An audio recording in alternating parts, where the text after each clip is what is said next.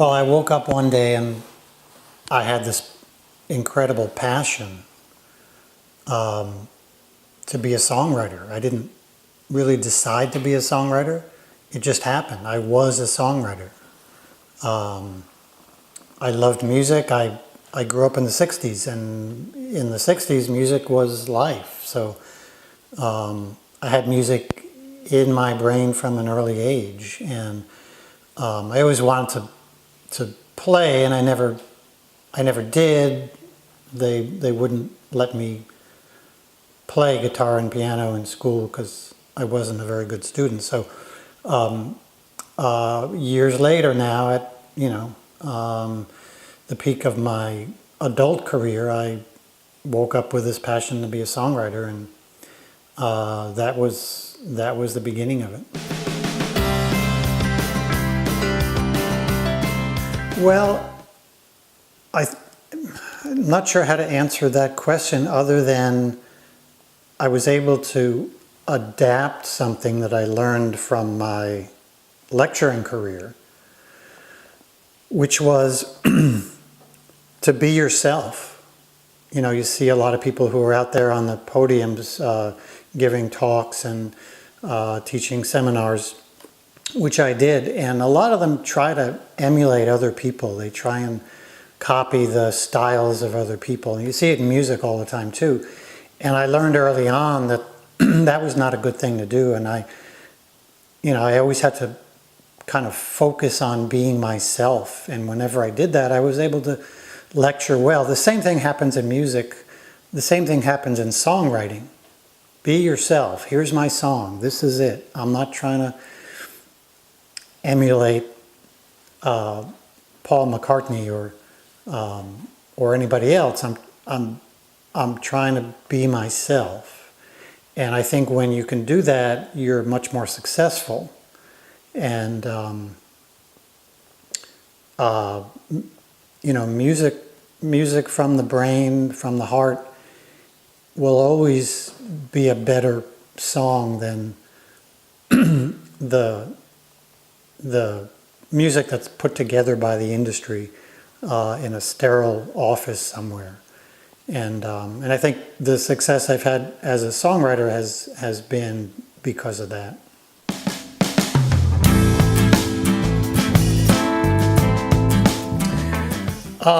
Some of them, but it's interesting. When I became a songwriter, I had a lot of health and fitness fans, as you say. I've written 20 books on health and fitness and lectured all over the world and trained athletes and so on and so forth. And so I had a big following from that. And when I became a songwriter, I kind of dropped that career. I thought I was dropping that career. And as I found out quickly, I would be able to leverage my health and fitness world to get me into the music scene much better than I normally would have. And so in the beginning, the only music fans I had were the health and fitness fans.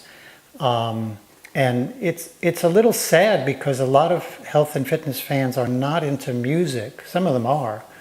But what happened is I had to really establish a whole new fan base in music. And a lot of people now know me as a singer-songwriter. And some of them are surprised to hear that I have a health and fitness career. My health and fitness career kind of picked up again, but it became separate from my singer-songwriting career. Still there's some overlap, but I like the separate audiences. I'm two different people, and that's a lot of fun.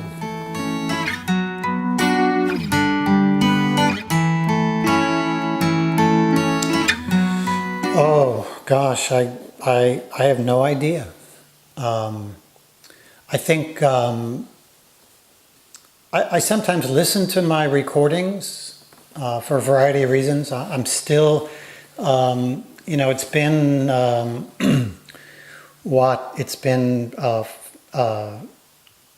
15 years now as a singer-songwriter. And I sometimes still have to kind of kick myself and say, wow, I really wrote this song, and we really recorded it in the studio with these amazing musicians. And so I do it partly for that, but I also do it to study how I've evolved as a songwriter, what I was doing back then and what I'm doing today. There's some very interesting mental, emotional songwriting components there. Which one is my favorite? I don't have a clue. When I play out, I have a songbook, and I kind of have about 50 songs that are my 50 favorite songs. I've got over 300, but I have my 50 favorite songs. But I'm always taking songs out and putting new ones in because I'm saying, gee, I like this song a lot. Why don't I play this? I really like it. And so that becomes my favorite song for the moment. Certainly, Rosemary is a very popular song. We recorded that with a band, a full band. But Too Old to Lie is a single that I recently released, and that is minimal sounds, me and the acoustic guitar primarily. And I get into periods where that's my favorite song, so I really don't know, and I think people in general have favorite songs for a while, and then they get into other songs that are favorites, and I'm the same way.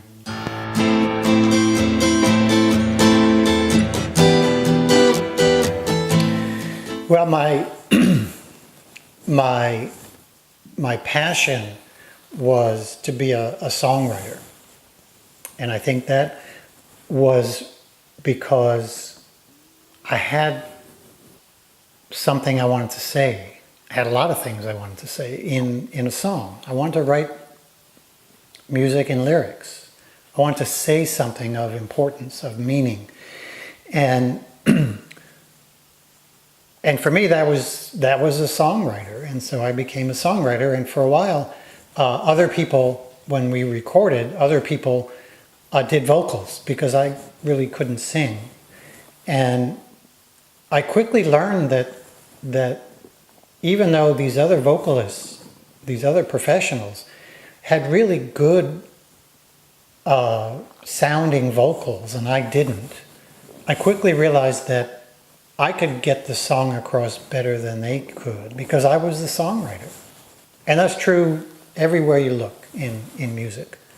So I became the vocalist in my recordings, and likewise in live performances. I could get the song across much better than someone else who is a better vocalist, and we see that all the time. Just think of Bob Dylan. If you listen to a Bob Dylan cover, it's just not going to sound as good as Bob Dylan singing his song, even though his vocal quality may not be as good. Only Bob Dylan can sing a Bob Dylan song, and only I could sing a Phil Maffetone song.